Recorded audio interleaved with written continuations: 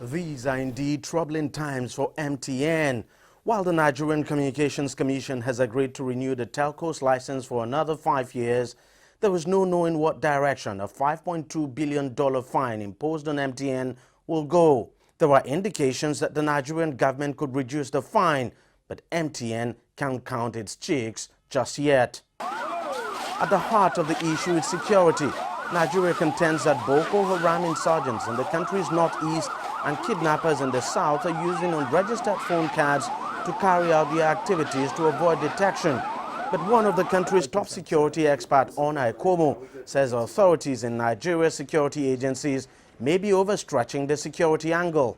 That connection between unregistered SIMs or registered SIMs and its security applicability is quite tenuous. I'm not saying that it's not useful. It certainly is very useful. But, you know, the prior issue of logistics and operation of registered and unregistered number captured in some secure platform is a prior consideration or a prior concern, even far greater than the security concern, because it's only when you satisfy the first condition of getting the good numbers in place, and then you now determine what protocols you are going to use in terms of who has access to those numbers for national security reasons before you start looking at the applicability for security. While most Nigerians are not opposed to the imposition of a fine on the country's largest mobile network operator for the infringement, it's the size of the fine that is generating reactions, with a prominent Nigerian senator telling CCTV via the phone that it is excessive. What I'm objecting to is a fine of $5.2 billion, which is 1/4 of the national budget of Nigeria. It seems excessive, and the punishment does not fit the crime. In other words, it makes us look really bad, and it scares away foreign investors, and it gives the impression Nigeria is broke and we're trying to make money of companies. And that's my quarrel with the NCC.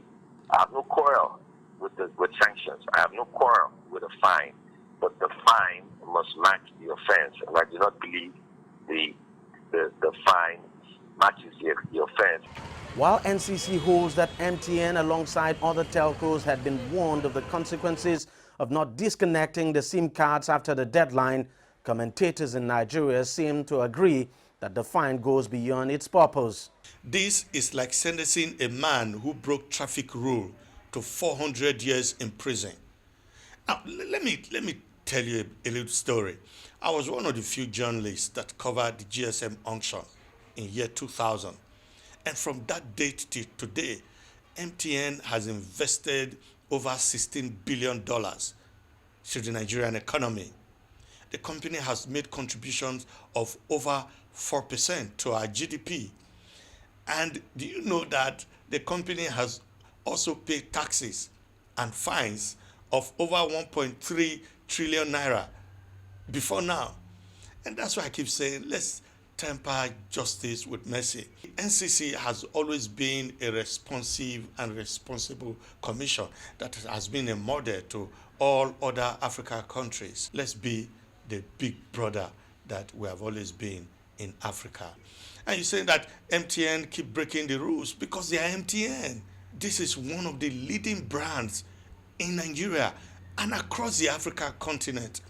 Let's not give foreign investors the impression that if they come into our economy, we'll be harsh to them, just like we are doing to MTN. This fine is huge, it's gargantuan, and I can tell you that this can scare investors. There are unconfirmed reports that MTN has apologized and that it may get a reprieve soon. Talks are still ongoing, and it may not be too long before we get an official announcement over a compromise on this issue. Deji Badmore, CCTV, Lagos, Nigeria.